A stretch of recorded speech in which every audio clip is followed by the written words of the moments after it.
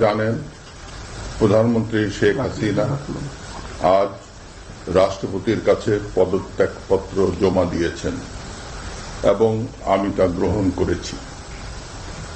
প্রধানমন্ত্রীর পদত্যাগ ও বৈষম্য বিরোধী ছাত্র আন্দোলনে সৃষ্ট পরিস্থিতিতে আজ বঙ্গভবনে তিন বাহিনীর প্রধান এবং বিভিন্ন রাজনৈতিক দলের নেতৃবৃন্দ, সুশীল সমাজের প্রতিনিধি ও বৈষম্য বিরোধী ছাত্র আন্দোলনের কয়েকজন সমন্বয়কদের সাথে আলোচনা হয়।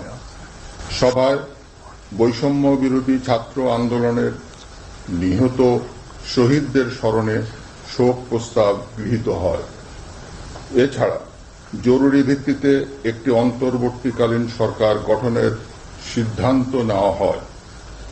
সকল দল ও অংশীজনদের সাথে আলোচনা করে গঠিত অন্তর্বর্তীকালীন সরকার যত দ্রুত সম্ভব নির্বাচনের ব্যবস্থা করবে।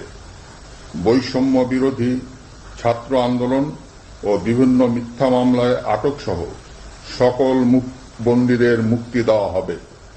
বৈষম্য বিরোধী ছাত্র আন্দোলনের নিহতদের পরিবারদের ক্ষতিপূরণ প্রদান ও আহতদের সুচিকিৎসার প্রয়োজনীয় সকল সহায়তা দেওয়া হবে।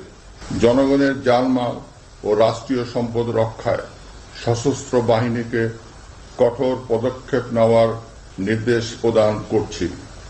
সাম্প্রদায়িক সম্প্রীতি ও সংখ্যালঘুদের নিরাপত্তা নিশ্চিত করতে এবং সরকারি সম্পত্তি রক্ষায় সকলকে এগিয়ে আসার আহ্বান জানাচ্ছি।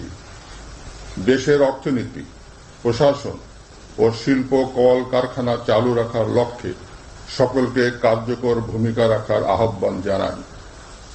ছাত্র নেতৃবৃন্দ ও শিক্ষকদের সাথে আলোচনা সাপেক্ষে অতি শীঘ্রই শিক্ষা প্রতিষ্ঠানগুলি খুলে দেওয়া হবে।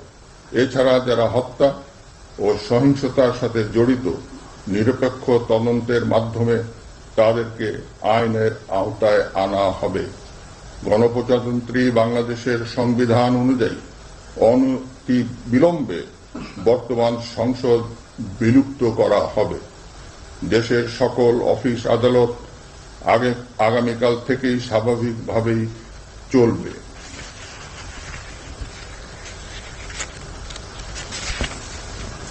প্রিয় দেশবাসী, আসুন আমরা দেশকে বাঁচাতে একযোগে কাজ করি।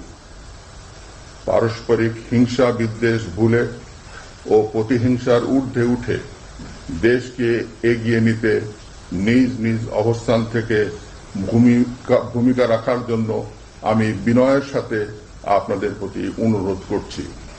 একটি সুন্দর ও সোনালী ভবিষ্যতের প্রত্যাশায় আমরা এগিয়ে যাব ইনশাআল্লাহ। মহান আল্লাহ আমাদের সহায় হন। খোদা হাফেজ। বাংলাদেশ